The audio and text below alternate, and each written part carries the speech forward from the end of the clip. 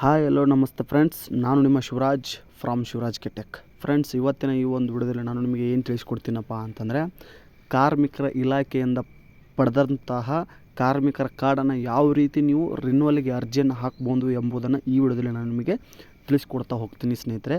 ಜೊತೆಗೆ ಕಳೆದ ವಿಡಿಯೋದಲ್ಲಿ ನಾನು ಈ ಕಾರ್ಡನ್ನು ಯಾವ ಥರ ಮಾಡ್ಕೊಳ್ಬೇಕಂತ ನಿಮಗೆ ಫುಲ್ಲಿ ತಿಳಿಸ್ಕೊಟ್ಟಿದ್ದೀನಿ. ಅದು ನೀವು ವಿಡಿಯೋನ ನೋಡಿಲ್ಲಪ್ಪ ಅಂತಂತಂದರೆ ಡಿಸ್ಕ್ರಿಪ್ಷನಲ್ಲಿ ಲಿಂಕ್ ಕೊಟ್ಟಿರ್ತೀನಿ, ವಿಡಿಯೋ ಲಿಂಕನ್ನು. ಇಲ್ಲಕಂದರೆ ಐ ಕಾರ್ಡಲ್ಲಿ ಹಾಕಿರ್ತೀನಿ, ಹೋಗಿ ನೀವು ವಿಡಿಯೋನ ನೋಡ್ಬೋದಾಗಿರುತ್ತೆ ಸ್ನೇಹಿತರೆ.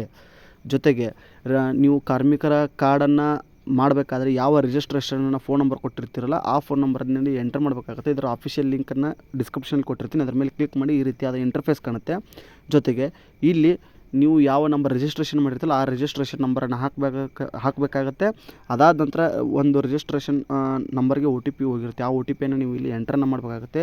ಇದರ ಜೊತೆಗೆ 90 ದಿನಗಳವರೆಗೆ ಕೆಲಸ ಮಾಡಿದಂತಹ ಸರ್ಟಿಫಿಕೇಟನ್ನು, ಪೇ ಸ್ಲಿಪ್ಪನ್ನು ಮತ್ತು ಸೆಲ್ಫ್ ಡಿಕ್ಲರೇಷನ್ನ ನೀವು ಸ್ಕ್ಯಾನ್ ಮಾಡಿ ಡೌನ್ಲೋಡ್ ಮಾಡಿ ಇಟ್ಕೊಳ್ಬೇಕಾಗುತ್ತೆ ಸ್ನೇಹಿತರೆ. ಇದು ಮ್ಯಾಂಡೇಟ್ರಿ ಆಗಿರುತ್ತೆ. OTPಯನ್ನು ಹಾಕಿದ ನಂತರ ಲಾಗಿನ್ ಮೇಲೆ ಕ್ಲಿಕ್ ಮಾಡಬೇಕಾಗುತ್ತೆ. ಲಾಗಿನ್ ಮೇಲೆ ಕ್ಲಿಕ್ ಮಾಡಿದ ತಕ್ಷಣ ನೀವು ನೋಡ್ತಾ ಇರ್ಬೋದು ರಿಜಿಸ್ಟ್ರೇಷನ್ನು, ರಿನ್ಯೂವಲ್ಲು, ಸ್ಕೀಮ್ ಸ್ಟೇಟಸ್ಸು, ಈ ಕಾರ್ಡ್ ಅಂತಂತೇಳಿದೆ ಸ್ನೇಹಿತರೆ. ಈಗ ನಾವು ರಿನ್ಯೂವಲ್ಗೆ ಹಾಕ್ತಾಯಿದ್ವಿ.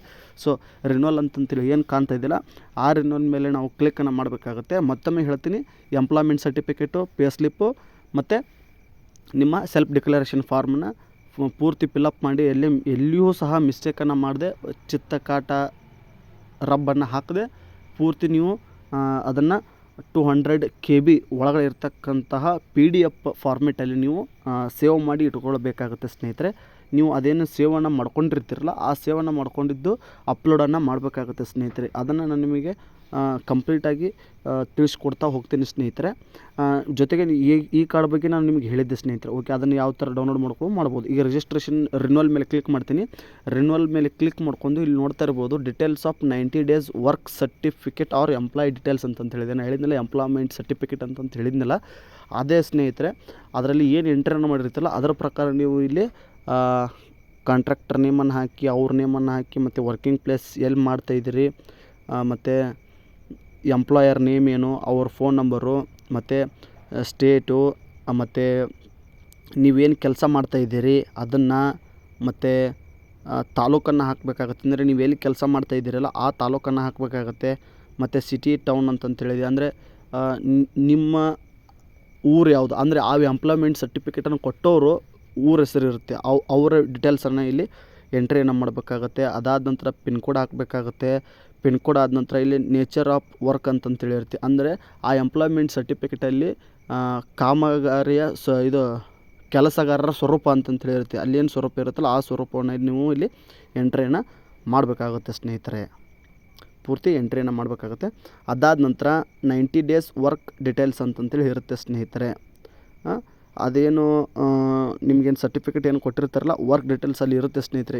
ಡೀಟೇಲ್ಸಾಗಿ ಸೆಲ್ಫ್ ಡಿಕ್ಲರೇಷನಲ್ಲಿ ಇರುತ್ತೆ.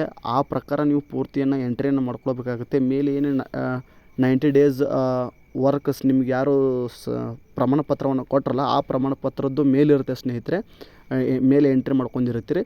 ಕೆಳಗಡೆ ಆ ಸರ್ಟಿಫಿಕೇಟಲ್ಲಿರ್ತಕ್ಕಂಥ 90 ದಿನಗಳಲ್ಲಿ ಏನು ನೀವು ಕೆಲಸ ಮಾಡಿದ್ದೀರಲ್ಲ ಆ ಕೆಲಸದ ಬಗ್ಗೆ ಇಲ್ಲಿ ಎಂಟ್ರಿ ಮಾಡಬೇಕಾಗುತ್ತೆ. ನಿಮಗೆ ಕೆಲಸ ಕೊಟ್ಟವ್ರ ಬಗ್ಗೆ ಎಂಟ್ರಿಯನ್ನು ಮಾಡಬೇಕಾಗುತ್ತೆ.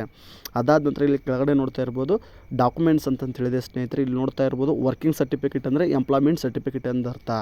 ಇದನ್ನು ನೀವು ಸ್ಕ್ಯಾನ್ ಮಾಡಿ ಇಟ್ಕೊಳ್ಬೇಕು. ಮತ್ತು ಇಲ್ಲಿ 3 month ಪೇ ಸ್ಲಿಪ್ ಇರುತ್ತೆ ಸ್ನೇಹಿತರೆ. ಸೊ ಹೀಗಾಗಿ ಇಲ್ಲಿ ಪೇ ಸ್ಲಿಪ್ಪನ್ನು ಸಹ ನೀವು ಸ್ಕ್ಯಾನ್ ಮಾಡಿ ಇಟ್ಕೋಬೇಕು. ಸೆಲ್ಫ್ ಡಿಕ್ಲರೇಷನ್ ಸ್ಕ್ಯಾನ್ ಮಾಡಿ ಇಟ್ಕೊಂಡು ಅಪ್ಲೋಡ್ ಮಾಡಿ ಸಬ್ಮಿಟ್ ಮಾಡಬೇಕಾಗುತ್ತೆ ಸ್ನೇಹಿತರೆ. ಸಬ್ಮಿಟ್ ಮಾಡಿದ ತಕ್ಷಣ ಸಕ್ಸಸ್ಫುಲ್ಲಾಗಿ ಸಬ್ಮಿಟ್ ಆಗುತ್ತೆ. ಇಲ್ಲಿ ವ್ಯೂ ಅಕ್ನಾಲೇಜ್ಮೆಂಟ್ ಲೆಟರ್ ಅಂತಂತೇಳಿದೆ ಸ್ನೇಹಿತರೆ. ನೀವು ಅದ್ರ ಮೇಲೆ ಕ್ಲಿಕ್ಕನ್ನು ಮಾಡಿಬಿಟ್ರಪ್ಪ ಅಂತಂತಂದರೆ ನಿಮ್ಮದು ಪ್ರಿಂಟೌಟು ಜನ್ರೇಟ್ ಆಗುತ್ತೆ ಸ್ನೇಹಿತರೆ. ಅದನ್ನು ನೀವು ಪ್ರಿಂಟೌಟನ್ನು ಸಿಂಪಲ್ಲಾಗಿ ತೆಗೆದಿಟ್ಟುಕೊಳ್ಳಬಹುದು. ಅದರ ರೆಫರೆನ್ಸ್ಗಾಗಿ ಬೇಕಾದ್ರೆ ಈಗ ನೋಡಿ ಈ ರೀತಿಯಾಗಿ ನಿಮ್ಮ ಸ್ವೀಕೃತಿ ಬರುತ್ತೆ, ಅದನ್ನು ಡೌನ್ಲೋಡ್ ಮಾಡಿ ಇಟ್ಕೊಳ್ಬೋದು. ಪ್ರಿಂಟೌಟನ್ನು ಇಟ್ಕೊಳ್ಬೋದು. ಈ ರೀತಿಯಾಗಿ ಕಾರ್ಮಿಕರ ಕಾರ್ಡಿಗೆ ರಿನ್ಯೂವಲ್ಗೆ ಅರ್ಜಿ ಹಾಕತಕ್ಕಂತಹ ಪ್ರೊಸೆಸ್ ಆಗಿರುತ್ತೆ ಸ್ನೇಹಿತರೆ. ಈ ವಿಡಿಯೋ ನಿಮಗೆ ಇಷ್ಟ ಆಯಿತು ಅಂತೇಳಿ ಭಾವಿಸ್ತೀನಿ. ಇಷ್ಟ ಆದರೆ ಕೆಳಗಡೆ ಕಾಣ್ತಾ ಇರ್ತಕ್ಕಂಥ ರೆಡ್ ಕಲರ್ ಸಬ್ಸ್ಕ್ರೈಬ್ ಬಟನ್ ಮೇಲೆ ಸಬ್ಸ್ಕ್ರೈಬ್ ಮಾಡಿ, ಹಾಗೆ ಪಕ್ಕದಲ್ಲೇ ಬರ್ತಕ್ಕಂಥ ಬೆಲ್ ಐಕನ್ ಮೇಲೆ ಕ್ಲಿಕ್ ಮಾಡಿ. ಜೊತೆಗೆ ಈ ಕಾರ್ಮಿಕರ ಕಡೆಗೆ ಸಂಬಂಧಪಟ್ಟಾಗಿ ಏನಾದರೂ ಸ್ವಲ್ಪ ನಿಮ್ಮ ಡೌಟ್ಸ್ಗಳಿತ್ತಪ್ಪ ಅಂದರೆ ಕಮೆಂಟ್ ಸೆಕ್ಷನಲ್ಲಿ ಕಮೆಂಟ್ ಮಾಡಿ. ಮತ್ತು ಮುಂದಿನ ವೀಡಿಯೋದಲ್ಲಿ ಸಿಗ್ತೀನಿ ಅಂತ ಹೇಳ್ತಾ ಈ ವಿಡಿಯೋನ ಇಲ್ಲಿಗೆ ಮುಗಿಸ್ತೀನಿ. ಜೈ ಹಿಂದ್, ವಂದೇ ಮಾತರಂ.